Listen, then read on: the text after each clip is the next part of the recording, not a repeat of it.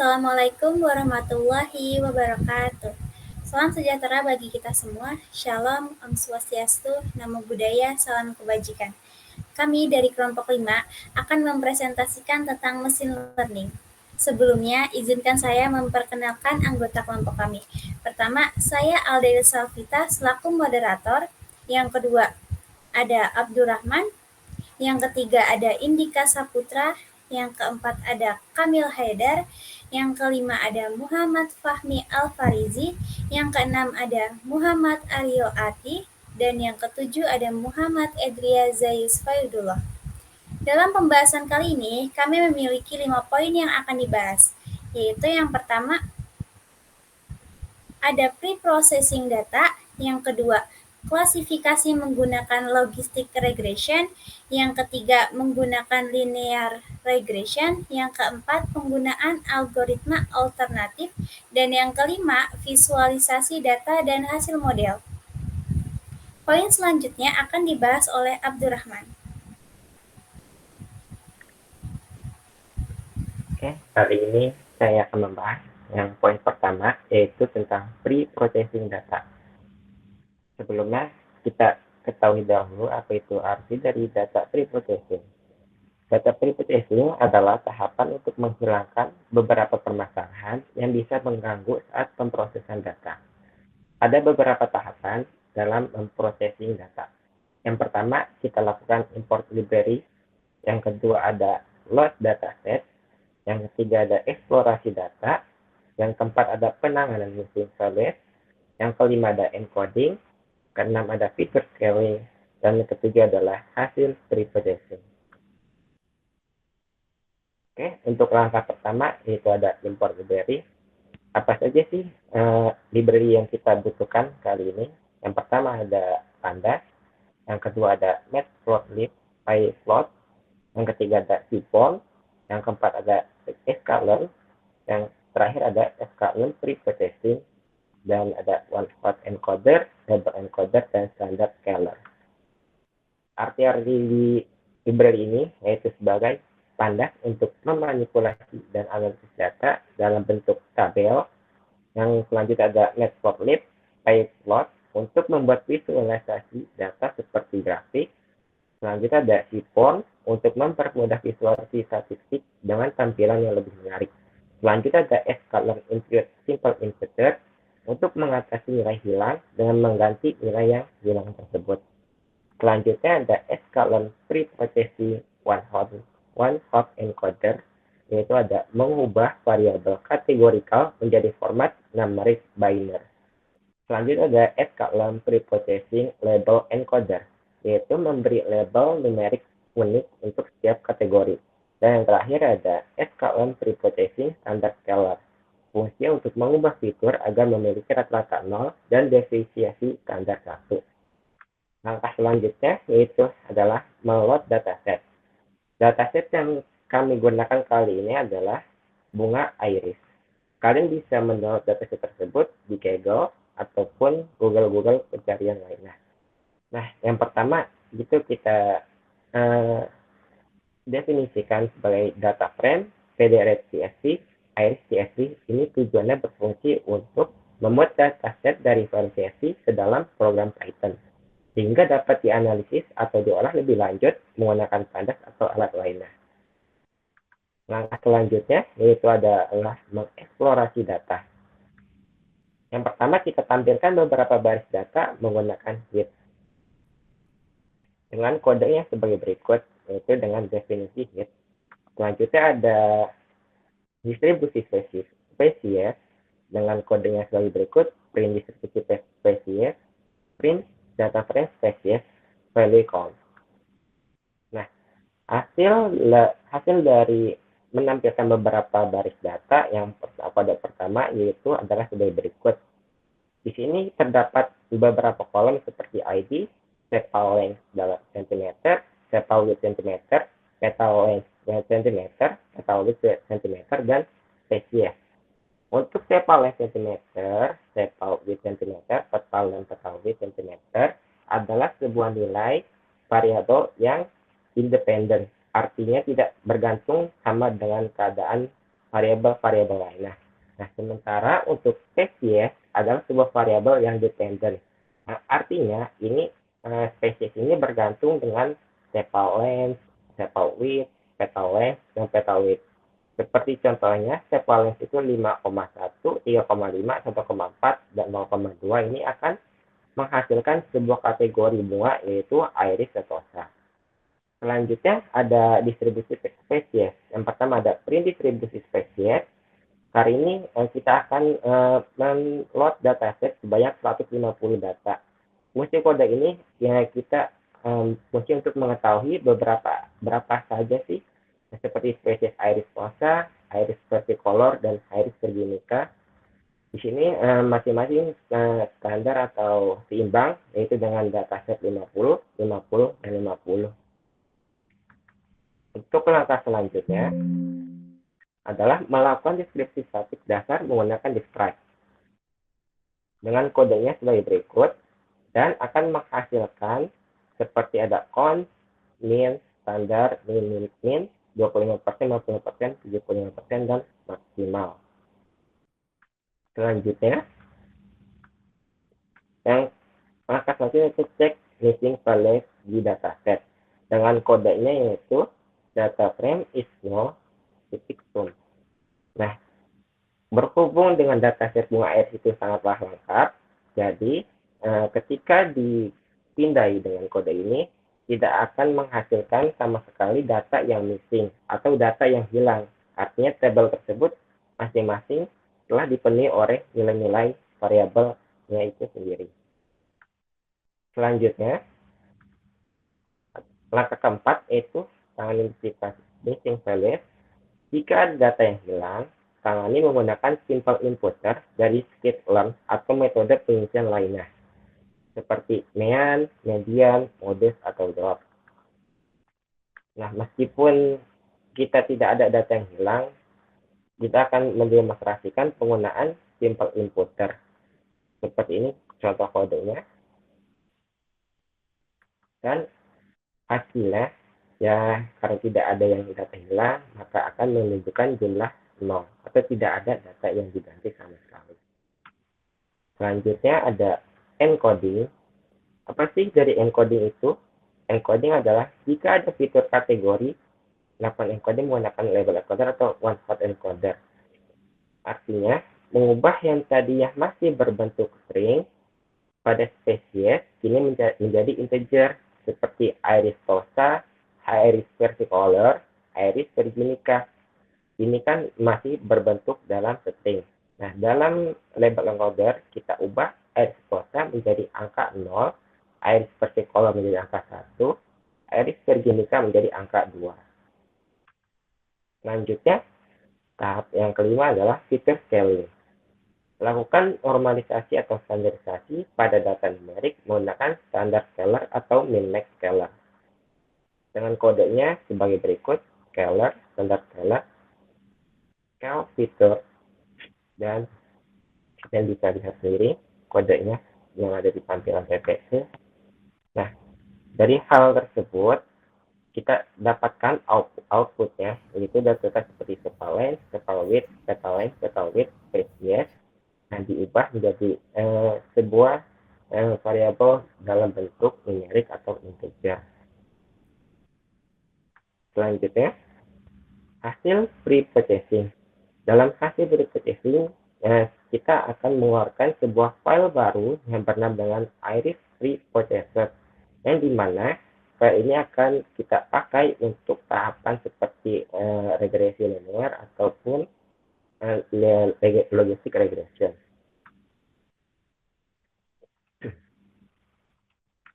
Selanjutnya, Saya Muhammad Fahmi Al-Fariji akan menjelaskan perihal klasifikasi logistic regression. Klasifikasi logistic regression adalah metode untuk memprediksi probabilitas suatu outcome atau kejadian yang bersifat kategorikal berdasarkan satu atau lebih variabel independen. Tahapan-tahapan klasifikasi logistic regression ada 3, yaitu memisahkan dataset menjadi data latih dan data uji. Yang kedua, menerapkan model regression. Yang ketiga, visualisasi confusion matrix. Untuk yang pertama, memisahkan data latih dan data uji, yaitu menggunakan train test split dari skitlearn atau sklearn yang kita unduh di CMD. Mengapa ini penting? Hal ini diperlukan agar kita bisa melihat bagaimana algoritma belajar untuk melakukan prediksi pada testing data. Kita akan membagi data menjadi 80% training dan 20% testing menggunakan fungsi train test split dari sklearn model selection. Untuk kodenya ada itu xtrain, xtest, ytrain, ytest sama dengan train test split x, y, test size sama dengan 0,2 dan random state sama dengan 42. Untuk X itu berisi fitur-fitur dari dataset iris yang terdiri dari 4 kolom, yaitu panjang sepal dan lebar sepal, panjang petal dan lebar petal. Perlu diketahui bahwa sepal dan petal itu untuk sepal ada mahkota dan petal untuk kelopaknya, karena kita memprediksi jenis bunga iris untuk kali ini. Dan untuk Y berisi label atau target, yaitu jenis bunga iris. Untuk test size sama dengan 0,2, dalam ini 20%, yaitu 0,2 dari data testing 30 sampel. Kemudian untuk random state sama dengan 42, yaitu memastikan hasil pembagian data akan sama setiap kali kode dijalankan. Yang kedua ada terapkan logistic regression. Ini untuk akurasi model 1 atau penuh. Untuk conversion metriknya ada 10, 9, dan 11. Ini merupakan metrik yang optimal karena tidak ada diagonal yang keluar. Untuk akurasi model sama dengan 1, yang berarti model logistic regression memiliki tingkat akurasi 100% atau tidak ada kesalahan sama sekali dalam memprediksi. Kemudian untuk baris pertama yaitu 10, 00, yang berarti 10 bunga iris setosa diprediksi benar sebagai setosa. 0 setosa diprediksi sebagai versicolor, 0 setosa diprediksi sebagai virginica. Yang kedua ada baris 090, 0 versicolor diprediksi sebagai setosa, 9 bunga iris versicolor diprediksi benar sebagai versicolor, 0 versicolor diprediksi sebagai virginica. Dan yang baris ketiga yang terakhir 0011, 0 virginica diprediksi sebagai setosa, 0 virginica diprediksi sebagai versicolor. 11 bunga iris virginica diprediksi benar sebagai virginica. Artinya, dataset terdapat dari total 30 sampel bunga, yaitu 10, 9, dan 11. Model dapat membedakan ketiga spesies dengan sempurna berdasarkan fitur-fitur yang digunakan, yaitu sepal length, sepal width, petal length, dan petal width. Yang terakhir ada visualisasi metrik. Untuk visualisasi metrik yang warna biru tua berarti menunjukkan warna biru tua gelap menunjukkan nilai yang lebih tinggi. Semakin gelap warnanya, semakin banyak jumlah prediksi benar. Untuk warna biru muda menunjukkan nilai rendah atau 0, semakin terang atau putih warnanya, semakin sedikit atau tidak ada prediksi. Untuk visualisasi metrik yang kita hasilkan tadi yaitu menunjukkan warna biru gelap yang berarti prediksinya akurat atau jumlah prediksinya benar. Sekian dari saya, selanjutnya akan dijelaskan oleh teman saya.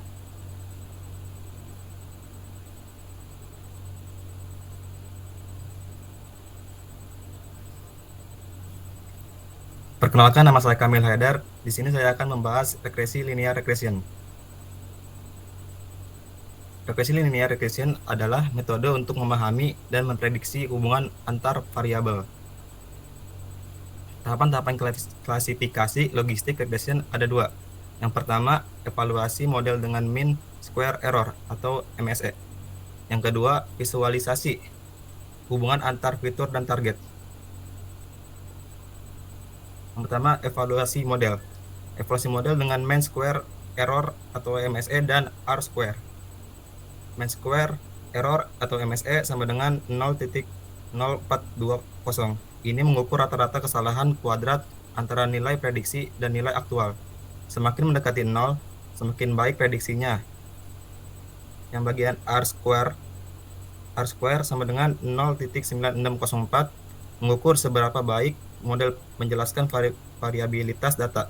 Artinya 96,04% variasi dalam petal length dapat dijelaskan oleh ketiga fitur yang digunakan.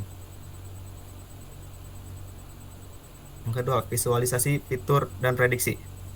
Dari gambar tersebut, titik-titik biru yang semakin dekat dengan garis merah semakin tepat prediksi akuratnya.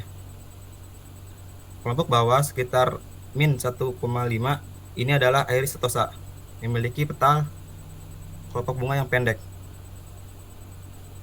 Yang kelompok tengah sekitar 0,5 ini adalah iris versicolor, memiliki petal dengan panjang sedang. Dan kelompok atas sekitar 1,5 ini adalah iris virginica, memiliki petal yang paling panjang. Dan ini gambar data yang sudah dinormalisasikan. Dari data yang sudah didapatkan setelah hasil processing terbukti bahwa memiliki nilai rata-rata sekitar min 1,5 untuk iris setosa dan sekitar 0,5 untuk iris versicolor dan sekitar 1,5 untuk iris virginica. Sekian dari saya dan selanjutnya akan dibahas oleh teman saya. Masuk ke poin yang D, yaitu adalah penggunaan algoritma alternatif. Algoritma random forest untuk klasifikasi. Yang pertama itu ada akurasi model, evaluasi model dengan mean square error atau MSE dan R square. Itu nilai akurasi 1.0000 atau 100% menunjukkan bahwa model random forest berhasil mengklasifikasikan semua sampel pada data tes dengan benar, sama halnya dengan tingkat akurasi yang ditunjukkan oleh logistic regression.